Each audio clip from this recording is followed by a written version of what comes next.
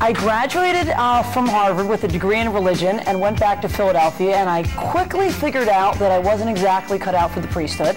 So of course that logically led me to jump headfirst into politics. Yes, I enjoy politics, but it just happened to be the way that I could find an excuse to listen to people, hear their stories, share my stories, and kind of be passed along. I think that staying informed about the news doesn't have to be boring. If people are willing to say what they feel about the world around them and ask the tough questions and answer the tough questions and dare to be a little different. It's something between friends, you know. If you had Bush on your show, what do you think one of the first questions you would ask him would be? What are you doing here? How did they drug you to get here? Are you on crack? And what happened to my restraining order? Do you think a woman could win this time around for president? Is the country ready? A woman could, not Hillary Clinton. Why? Because she tries to be a centrist. Can you forgive your husband being willing to blow you up in a car, though? That seems you know what? tough to take. That on a personal level would affect your relationship, obviously. That relationship seems to get shakier every episode. So, could the end be near for the First Lady? They'll get rid of anybody if they think it'll make a fabulous episode. Do you ever get worried that you're going to be axed? Oh, sure. I just said if you're going to get rid of me, just make it, spectacular. Live or die, you can bet on another spectacular performance by Miss Smart when 24 airs Monday night. Do you drive a hybrid yourself? I drive a biodiesel car. It runs on B100, which is made only from recycled grease from fast food restaurants. Who knew a Big Mac could help save the planet? Big day for news. MSNBC contributor Flavia Colgan. Flavia. Hello. Thanks. The left coast is feeling a little bit more right with you being here. Well, thanks. I'm glad. I'm from here, so this is a return. I'm glad to be here. Don't put that out in the ether. No, well, okay. I don't really care about the politics of the funeral. I think that this was an incredible man and that we should be focused on his legacy. And the one thing that does upset me is that people are really cherry-picking his record, and they want to talk about his stance on gay rights, and they want to talk about his position on pro-life. But what about what he did on nuclear proliferation? What about his stance on Iraq? What about the Sudan and human rights? And so I think when we talk about a culture of life, that should be something as progressives, that we should not be embarrassed or ashamed to stand up and say, look, this was a man that on a lot of issues had a continuity of opinion and principle, and we should talk about what he did to help bring communism down. And I think we just have to be realistic. From here, it may seem like Baghdad's a big mess, and why are we concerned about this? Well, we should be concerned about this because there's a huge security issues over there. I'm happy to see that in the opening few minutes that there hasn't been bloodshed, but we've lost 40 Americans in the last 3 days alone. And I just think that those who think that these elections are going to somehow usher in some moment of peace are going to be in for a very rude awakening. This is the first step in a long process in terms of working to negotiate the Constitution, which if there's not representation from the Sunnis, there is going to be civil war. So I think as we look at the election today, we want to look at the turnout, but also look going forward because as John pointed out, this is a long process. This is one of many steps. We want to look at how effectively the Iraqi police force was able to contain the violence at polling places and across the country and how effective they were at responding to those hotspots. I do think the silence of the Democratic Party is kind of telling, don't you? I think it's appalling. I'm not a moral relativist. I agree with Howard Dean that he should get an apology for being called an anti-Semite, but he should have looked in the camera and said what I'm going to say right now, which is this is un-American. This does not reflect Democratic values. And look, I'm a Democrat, and I believe that the Democratic agenda benefits lower and middle class people in America more than the Republican one, and unfortunately, that disproportionately affects blacks. But that doesn't mean if someone disagrees with me, I should throw cookies at them. I mean, Tucker, what this really is this is identity policing. I mean, I don't want to use racism because that's a pretty strong term, but why is it that blacks, or any group for that matter, should have to fit into some small, narrow group that liberals or Democrats or the media says they should? I don't think that the head of the DNC is necessarily always the spokesperson. I can barely recall as a Democrat who some of the chairs of the party were. I think that he's going to be effective for a couple reasons.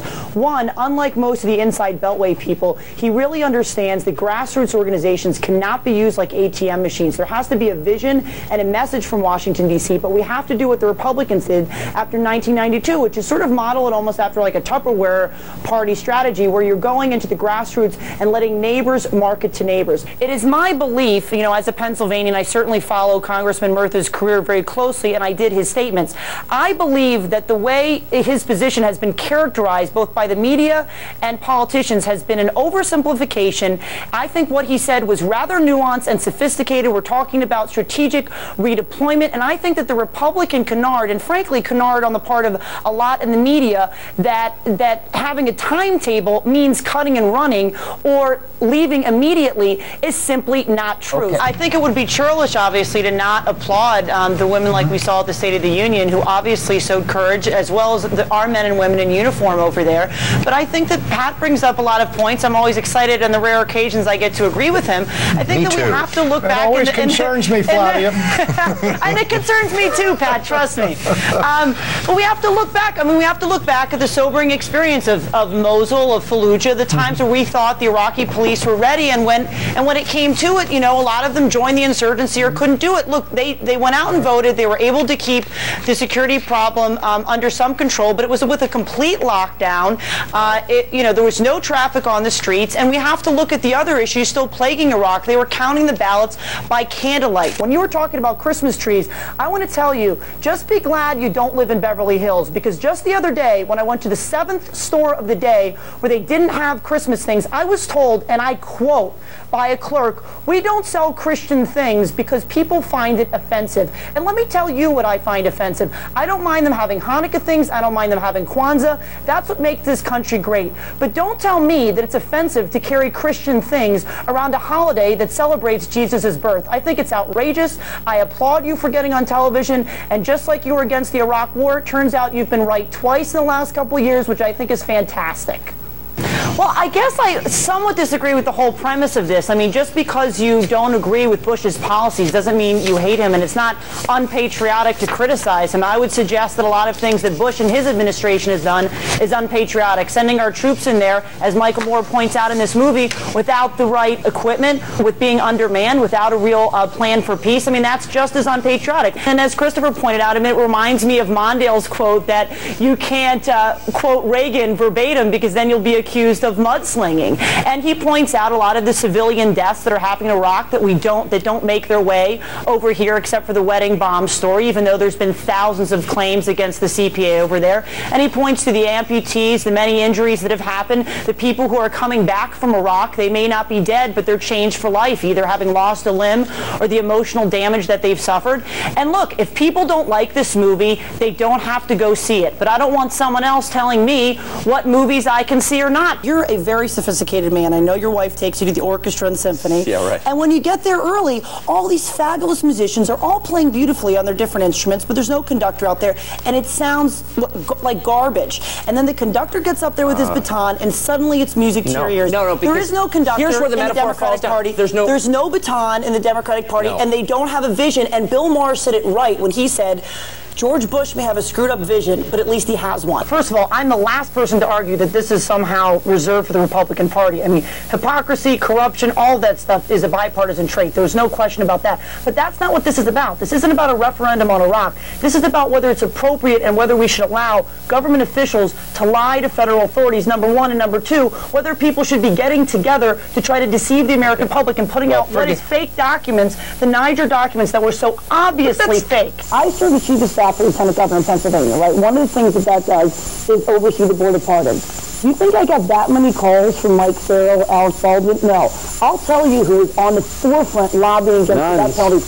Priests and nuns every day. The senior Democrats realize that they have more in common with people of faith and get out of L.A. and New York and realize that Pat Robertson and other crackpots on the right in the religious community do not represent people of faith in America. The better off they will be politically, and I would say the better off they'll be just on a human level. I'm going to say, well, you know, I don't know what should happen to him, but I do want to say that I really think that he's an anomaly, the exception rather than the rule. I mean, you know so many people over there, as do I, and I think that that type of despicable jubilation and nonchalance with the taking of human life is really not something that you're going to find amongst our men and women in uniform.